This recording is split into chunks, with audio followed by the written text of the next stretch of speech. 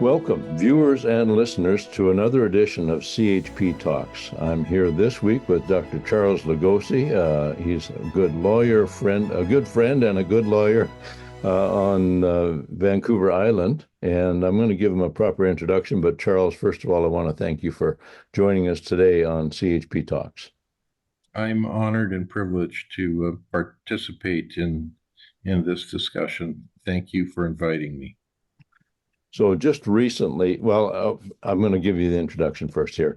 Dr. Charles Lugosi is a doctor of juridical science at the University of Pennsylvania, Master of Bioethics at the University of Pennsylvania, Master of Law at the University of Pennsylvania, Bachelor of Law, University of Western Ontario, postgraduate studies at Regent College, Interdenominational Evangelical Christian Theological School in Vancouver, and is a barrister at law conferred by the Law Society of Upper Canada.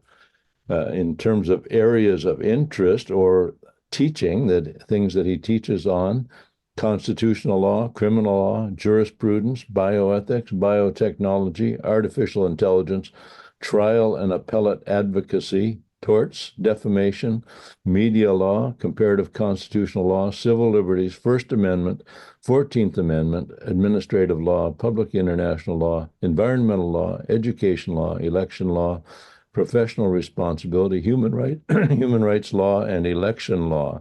And that's quite a few things to keep track of, Charles. And I know you recently wrote an article, which I much appreciated, and it had to do with the lack of integrity within some of our political institutions regarding the protection of innocent human life in the womb. And maybe I'll just start with, first of all, you can launch out in whatever direction you want, but I want to commend you for that really good piece that makes it clear that we have a responsibility to the preborn as well as to those who have already been born in our country. Yes, I'd be glad to share what I wrote. It's very brief and hopefully simple and clear. Just before I do so, I just want to let people know who've been perhaps wondering where I've been the past few months.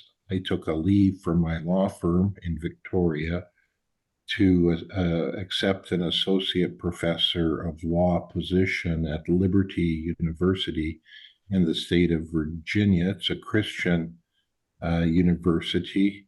And in fact, it has a tremendously popular online program with over 100,000 students, of those on campus and those around the world. So it's an amazing platform and witness where we are um, building champions for Christ. And uh, I had hoped to perhaps teach locally, but with the predominant philosophy at Canadian law schools of diversity, inclusion, and equity. All that translates into not hiring people like me. And so I can't even get an interview, and it's a hopeless situation. And I'm just grateful to have a chance to be back in academia, and I'm glad that the United States is still open for uh, hiring people who have uh, religious beliefs. So I've been teaching criminal law the past few months, and one of the things that has leapt out at me is the question of complicity by being neutral. Complicity is just another word to say a form of aiding and abetting, in the sense that if you're encouraging someone to go ahead and do something that's immoral or illegal, you're complicit in the matter.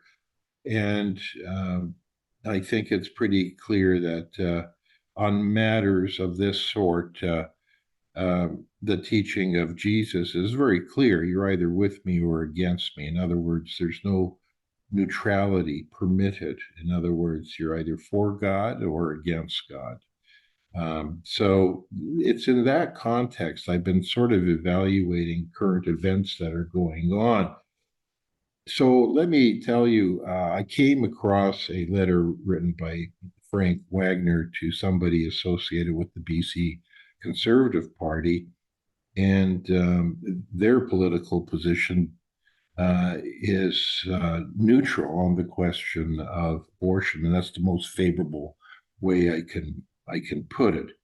It seems to me that Canada is in dire straits of needing dynamic leadership to be bold and fearless of what most people actually believe. And so what people have done is compromised all along the way. And it's a cultural attribute of Canadians is to compromise and give up values in order to accomplish a specific goal, like throwing out the government in power and voting for perhaps um, a more desirable substitute, but the new government doesn't have the moral backbone or the moral value or the moral authority or the moral courage to enact the laws that people really want. And so I was concerned that with respect to the matter of the unborn, somebody had to state the obvious, and I think that my style of communicating is being very direct, very truthful, and to the point. So this is what I wrote. I said, the planned and deliberate killing of an innocent human being at any stage of life or any stage of condition is murder, contrary to God's commandments. Human beings exist from the time of conception. God does not give any human being a license to murder another human being. A legal definition of human being that excludes unborn human beings from legal protection is evil, immoral, and exists to grant immunity from abortion, which is legalized murder. Definitions are legal tools that are used by people to destroy other people by dehumanizing them and then killing them. These laws have no moral authority and violate natural law and God's law. There is no legal defense for these crimes against humanity. Anyone who is not 100% unconditionally against abortion is guilty of complicity, even by remaining silent. God will refuse to answer a nation's prayers so long as the innocent are murdered. There cannot be neutrality. God's judgment encompasses both what we did or didn't do. Only the Christian Heritage Party is worthy of votes. It is foolishness and self-delusional to hope that the Conservative Party will follow God's laws, compromise to attain power for the sake of power and not righteousness, comes at the cost of selling your soul to the devil. So I conclude the letter by saying blessings to all who hear the word of God and obey it. So it's a very direct position that I have, and I'm basically saying that in light of a couple developments, the fact that the Conservative Party is now poised to win the next election on essentially economic grounds. In other words, people can't afford their homes. People can't keep making very high mortgage payments. There's a shortage of housing. There are huge implications from a carbon tax that's unequally applied. And with winter yet again coming on, people need the ability to heat their homes and drive their vehicles. And it's really a very bizarre world we have because there appears to be a genuine lack of education.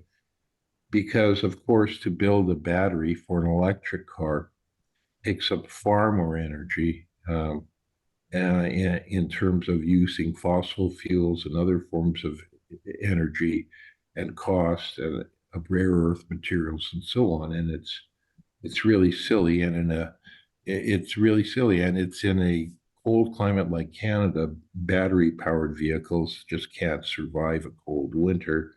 The power just dies, it goes out, and in terms of other matters involving science, people tend to jump on the bandwagon and don't look at the basic scientific facts. Otherwise, they might have different opinions. And I'm also writing what I wrote in the context of what happened since the Dobbs decision in the United States. And for Canadians, Dobbs may not be an everyday word. Dobbs is spelled Dobbs, and that was one of the parties in the case that overturned Roe versus Wade. And everybody in Canada will know that in Roe versus Wade in the early 70s, the US Supreme Court decided that there was a right to privacy in the US Constitution, and that there was a sort of penumbra or glow like the kind you see in an eclipse of solar bodies that provided a little light in order to uh, create out of thin air essentially a very highly questionable right to privacy.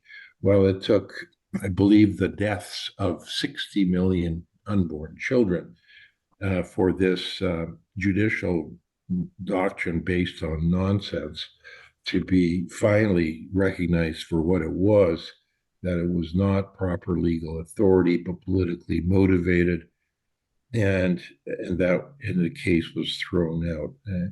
And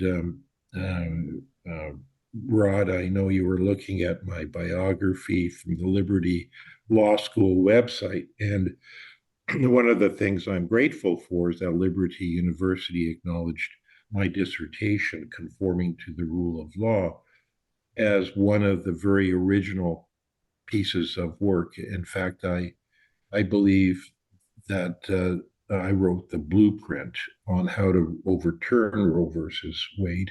Mm. And I say that because scholars um, slowly but surely eventually accepted my um, uh, legal blueprint, how to do it and why it should be done, and the legal justification for it, and all this sort of thing, from a very scholarly academic point of view. And eventually, groups like Alliance Defending Freedom and others, groups who actually appeared in the US Supreme Court in the Dobbs decision, met with me at a Christian Legal Society meeting in the Los Angeles area not too long ago, and they said they actually relied upon my work to help them with their arguments. So I'm glad I played a small part in their very hard work that basically turned into a tidal wave or tsunami of righteousness to correct the law. The only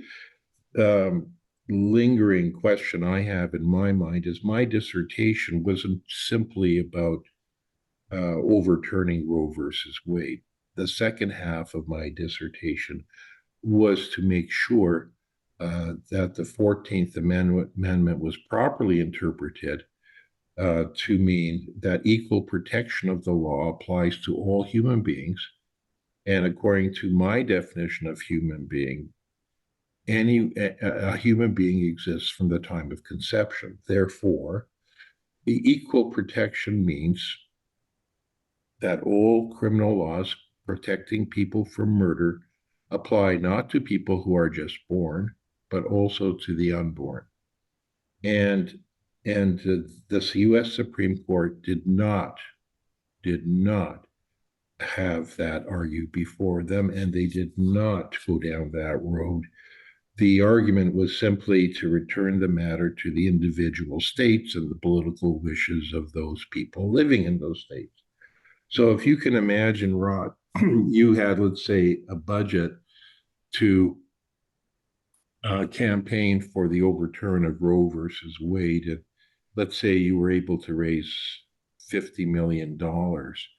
Now you need $50 million in each individual state because you got states going in different directions. You've got states that are going for unlimited abortion on demand. You've got states that have exceptions to abortion. You've got states that have no abortion after the age of, let's say, 6 weeks. And then you hardly have any states that say from the time of conception. So Yes. we're all over you have a few states that are advancing their, or it's not advanced, but taking their laws to where they are in Canada, which is no protection at all for the preborn right up to the moment of birth. And in some states, they're talking about going beyond that, past the moment of birth. Yes, that's absolutely true, and I'm actually astonished that academics like Peter Singer at Princeton University still have a job because he's been advocating for years that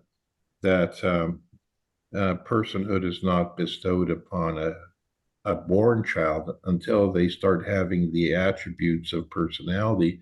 Most of these attributes don't develop until after the age of 2.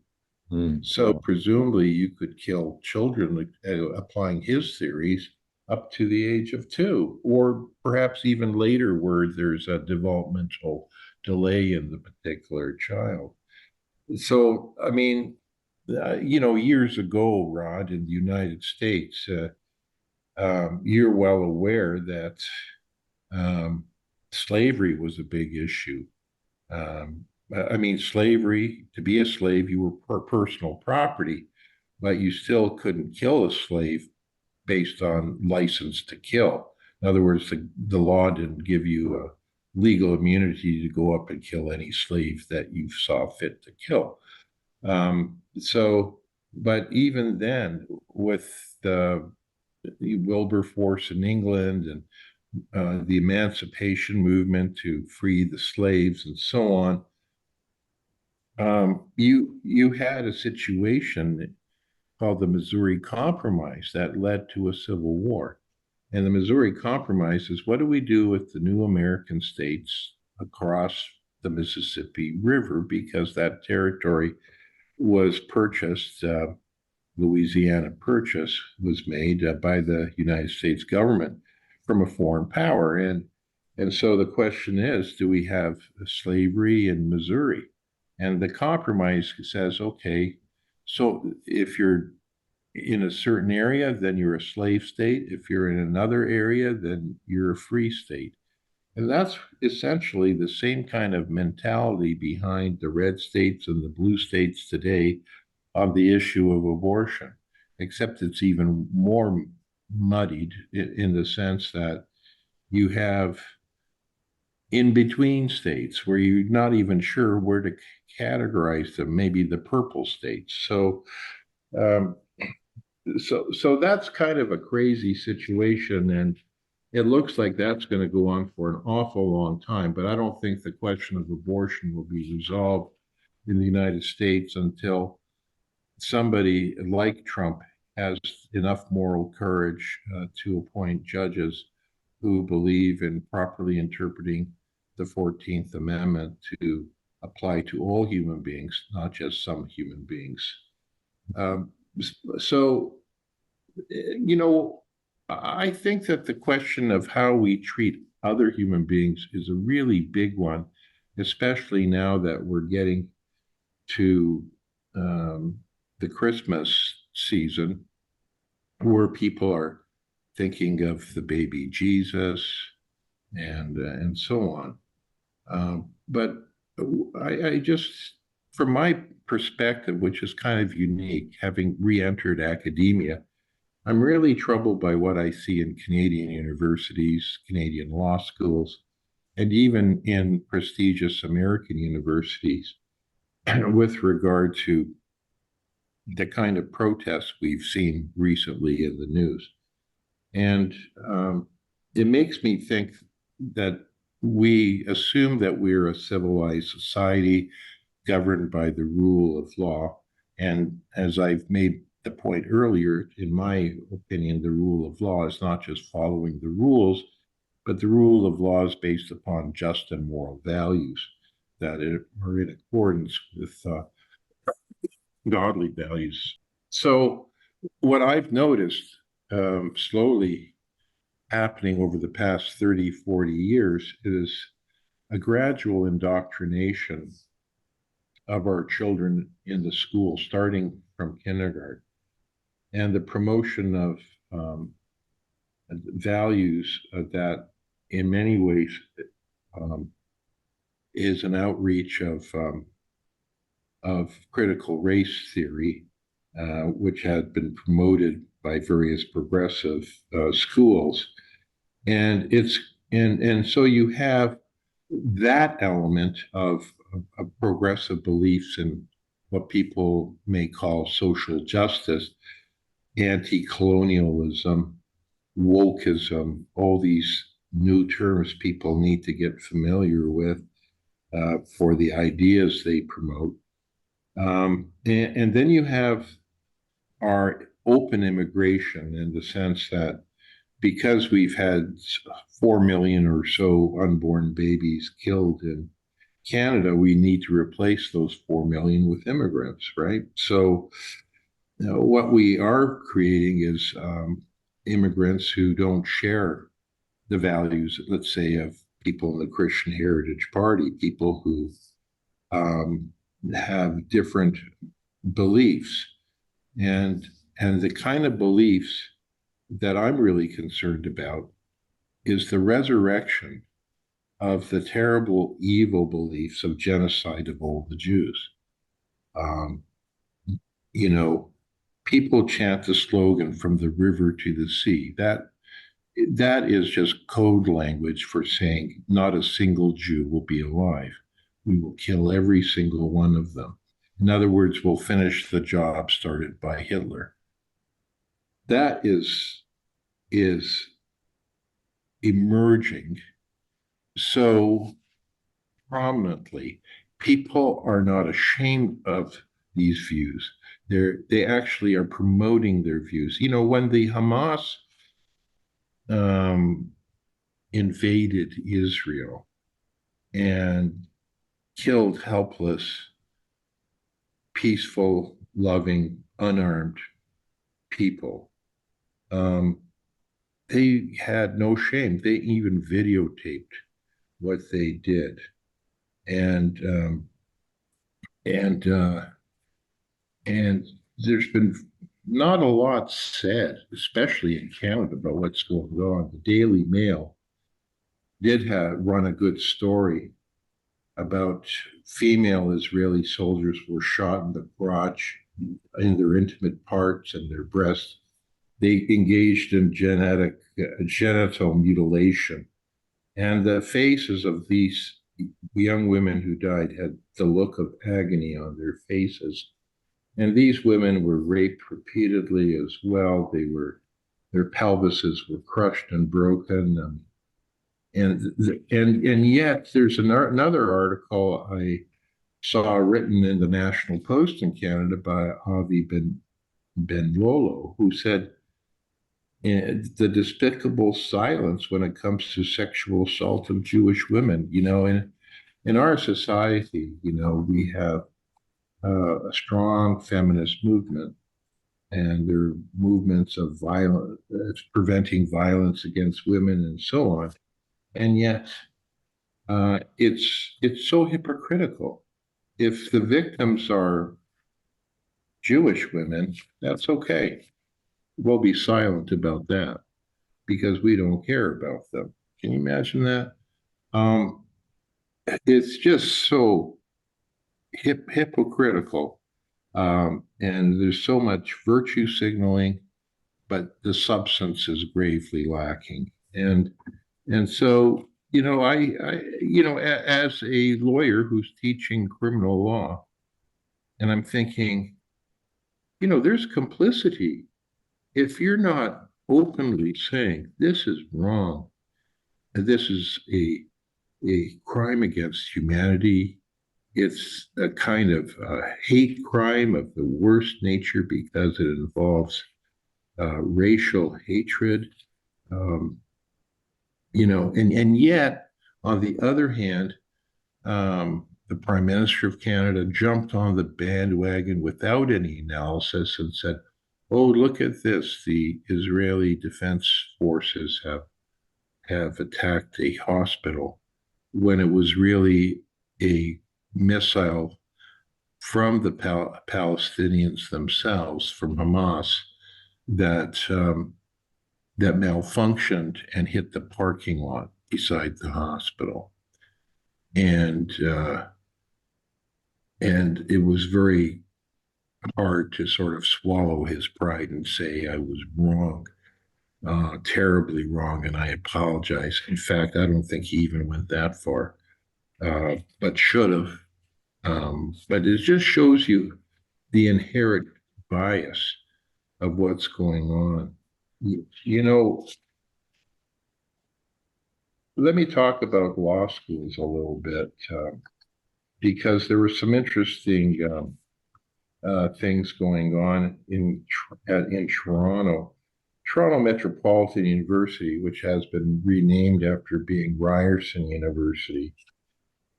Um, uh, you know, these were they were saying Israel's not a country and Israel's committing genocide against Palestinians.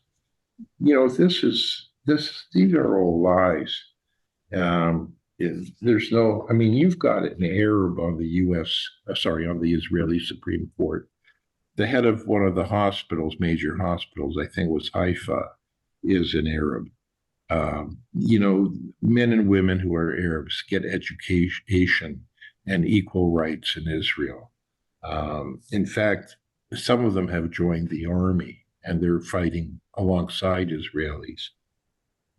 So this is all propaganda that people in the West are eager to swallow these lies, because they've been primed uh, through social justice education in Canada, to be recipients of these kind of lies, because they've been culturally conditioned to say that the white person is is a colonialist, an imperialist, and that the victims are all the indigenous people, and there's a whole mentality uh, demanding reparations, demanding restoration, and so on. This is not to minimize wrongs that were done historically, not just in Canada, but around the world by evil people. Sure, bad things happened, um, but um, but consider this. I mean, if people are saying in Canada at these law schools in Canada, that I'm going to wave a Palestinian flag, I'm going to say that the invasion of Israel and the murder and rape of people in Israel, the slaughters, the executions of these people, the kidnappings of all these people, is legitimate payback for the Israeli. They it's really not churning out um, lawyers who do their research, who understand history, who know the facts, because they're leaping to conclusions that aren't logically based, but they're emotionally charged positions. But if you can imagine, Rod, the question of supporting genocide against the Jews.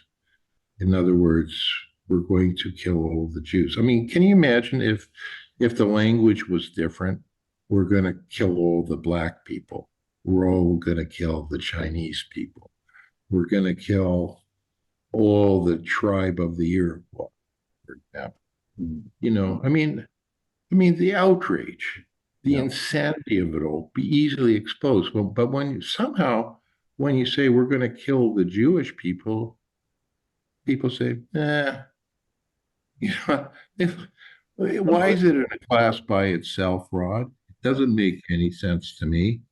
Um, it's just, and it's really, it's really been predicted, this kind of situation here. I mean, there's Howard Levitt who said students who signed a petition condoning Hamas would have to answer for their decisions. Okay, well, he's right. They should. Why should anyone even employ these people? Why should they even be allowed to be in Canada if they believe in genocide? I mean, are this the kind of people we want? Um, Basically, are we creating little hate factories in our universities?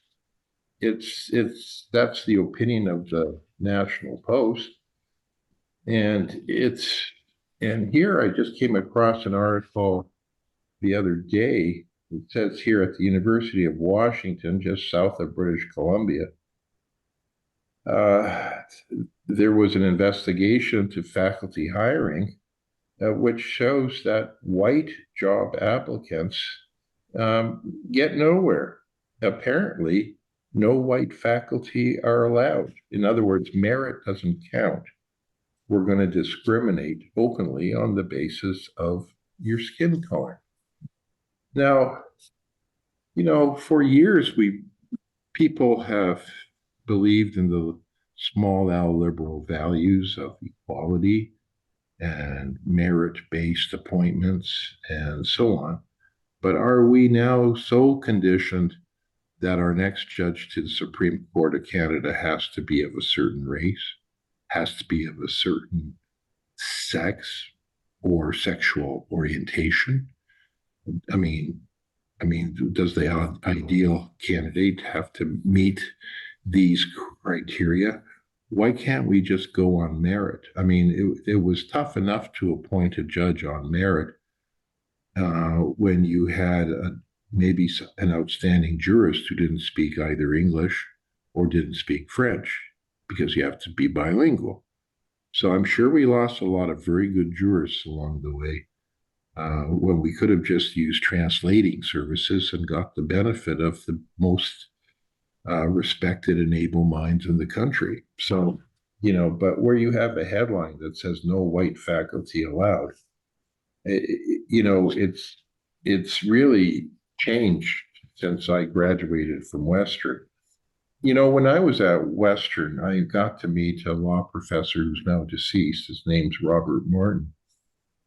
And he wrote in September of 2009 in a brief article that was published by the Canadian Justice Review Board.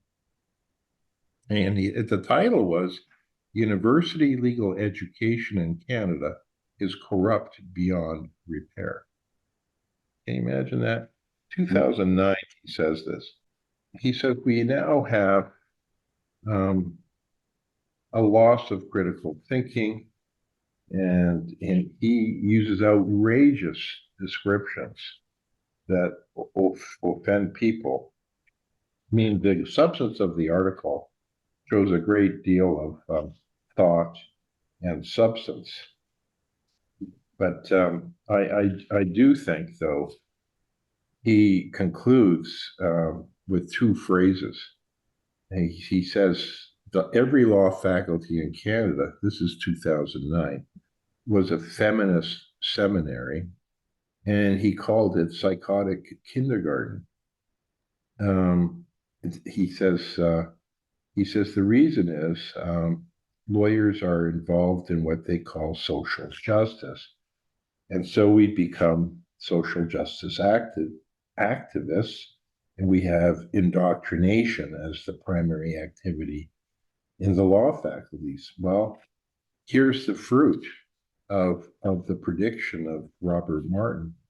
He had no way of predicting, probably at that time, that we're going to build faculties of law that are going to produce law students to carry on values and traditions that were noble and esteemed in our society, but who are also in favor of genocide of the Jews. Can you imagine that? You know, I think Robert Martin, if he were alive today, would say, my goodness, I didn't think I'd be that accurate. And I didn't think things would get so bad. And it's terrible. I mean, it's gotten so bad that Congress this past week, Rod, had the presidents of MIT, Harvard, and the University of Pennsylvania, my old school, Pennsylvania, be accountable for uh, being tolerant of the promotion of genocide against Jews on their campuses. And and so they were asked a pressing question by one of the people in Congress, and the question was to the effect: "Isn't this harassment? Isn't this violating your own policies?" You know, very mild question when you consider that the topic was only harassment. Um, but the answer was, well, it all depends on the context. And and um, and the question was asked again, what do you mean by the context? Well, there may be some justifiable reason. So if you can again substitute words, you know, like can you imagine American University saying, I think we should promote the genocide of all African Americans and anyone with a percentage of African American blood to the tune of 5%? You know, can you imagine? These people be fired on the spot for saying, well, it all depends on context. But for Jews, it's open season. It's different. You know, so that's why people are not donating big money to these campuses anymore, demanding the resignation and so on. And then yet you have people in Congress, like from the state of Michigan, you have, I believe, somebody of the Muslim faith who's all in favor of what Hamas is doing. And Hamas is a recognized terrorist group by this country, by the government of Canada. So can you imagine being on side with terrorists? And as a person who just finished teaching a term of criminal law, you have to wonder why the prosecutors aren't just charging people for aiding and abetting Hamas or conspiracy to help Hamas or conspiracy to promote genocide or any kind of hate crime at all. I mean, there are tools in the criminal law to shut this down, but when the government is going along with it, you have to wonder if the government is behind it. And you know, you put it in the context of Hanukkah happening this week.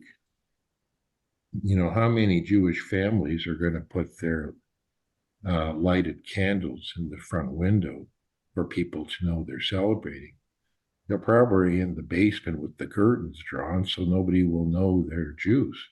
Yeah. Because they go into hiding because they don't want to be more the victims of another pogrom. And pogrom is just a very mild sounding word, which means vicious criminal attack that kills people. So the last article I looked at recently before talking to you, Rod, is Congress wants to throw the book at these universities, Harvard, MIT, and Penn, with subpoena power because the college presidents gave pathetic and morally bankrupt testimony.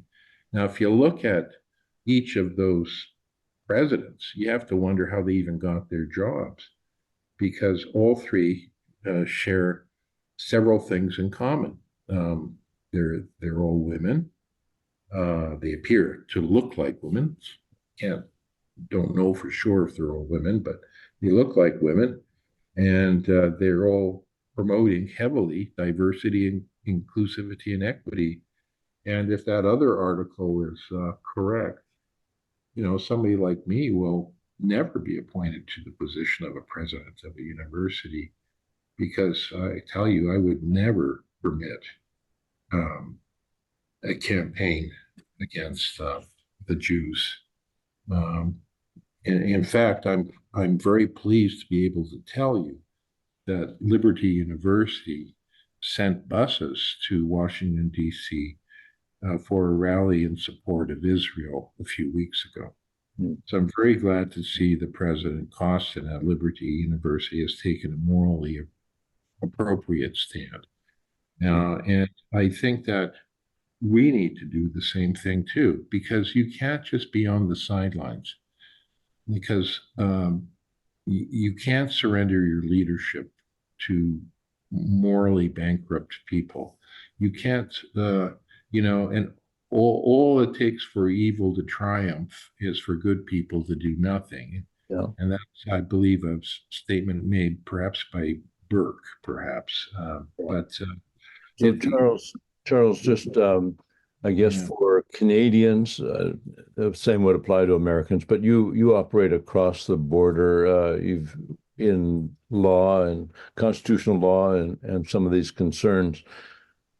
Today, we are facing a hegemony of between universities, the courts, the government, big business, and the media. We are facing a almost a united front. I suppose there will be little cracks in the armor somewhere, but what can we do as Canadian citizens? I mean, other than obviously vote for the Christian Heritage Party and become candidates and bring those issues to Ottawa and here in British Columbia to Victoria.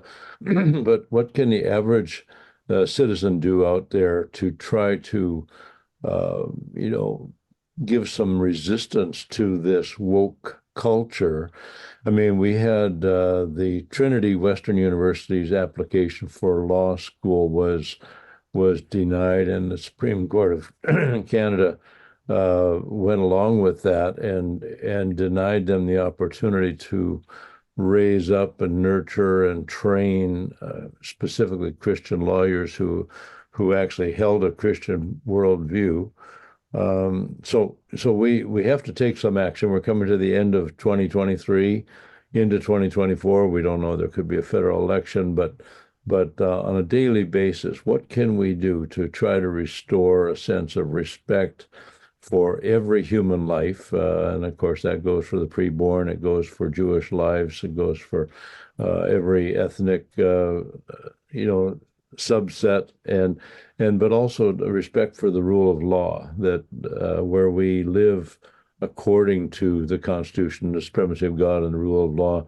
I guess, can you name a few steps that individuals can do to try to restore the culture that made Canada once a great and democratic, free society?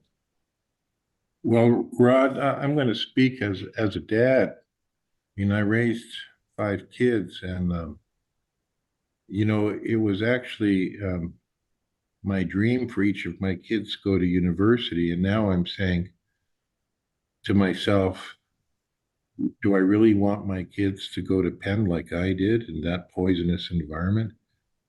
I mean, I'd rather have my daughter, for example, go to Liberty and study online, if that's all we have as options for us.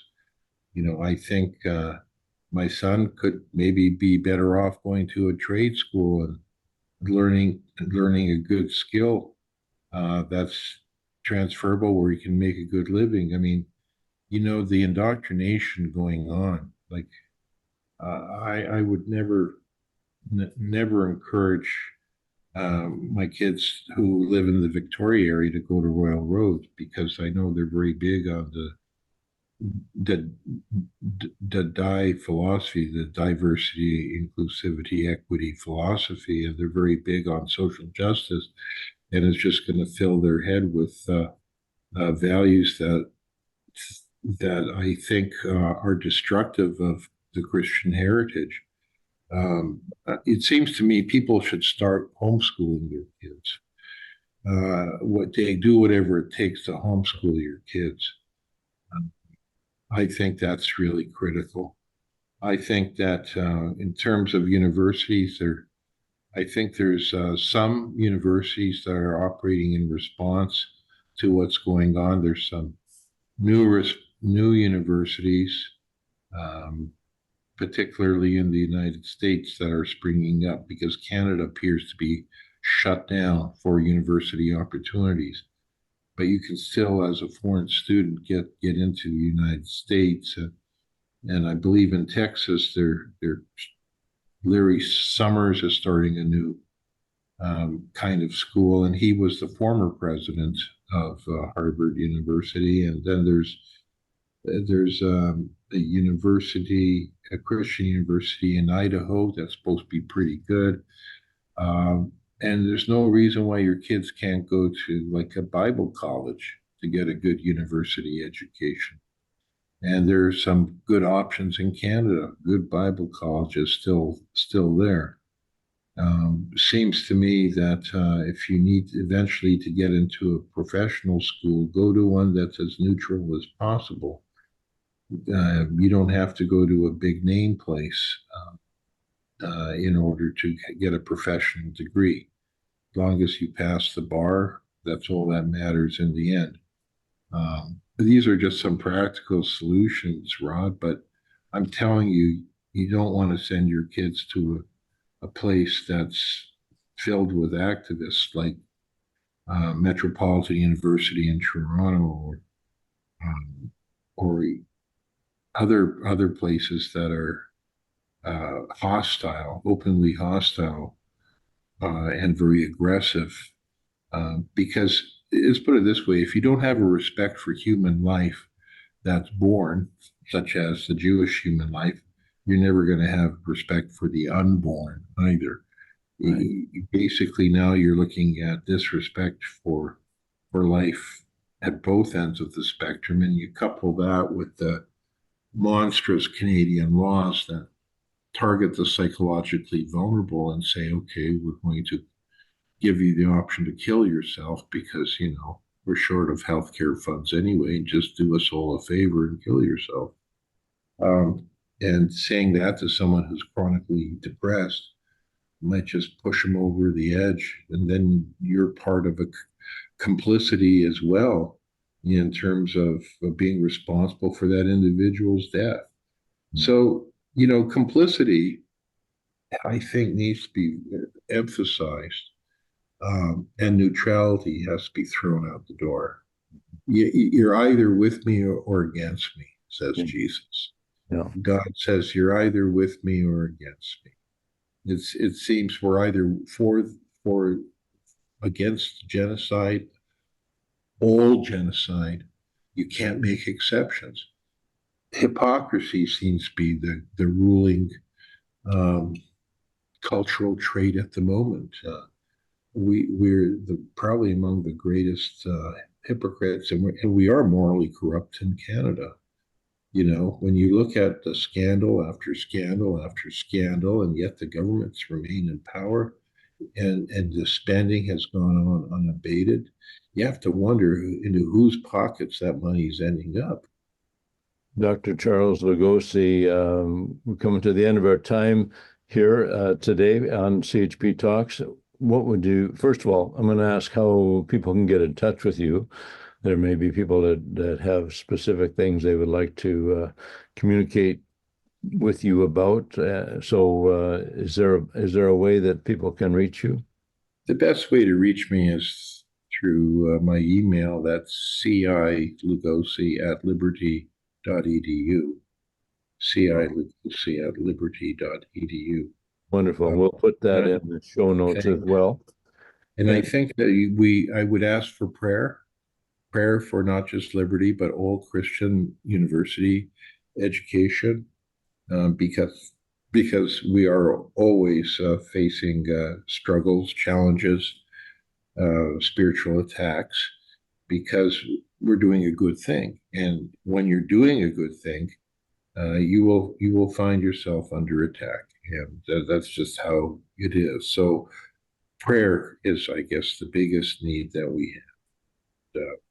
I ask people of faith to not not give up the faith, to get stronger, to have a vision, to be strong and courageous, and to vote responsibly. Don't expect you're going to get a result from a party that is compromised. Choose wisely. Look at what God did with an army of 300 under Gideon. You just need those kind of 300 to make change. You don't need a lot. It just takes one person to show leadership, and others will follow.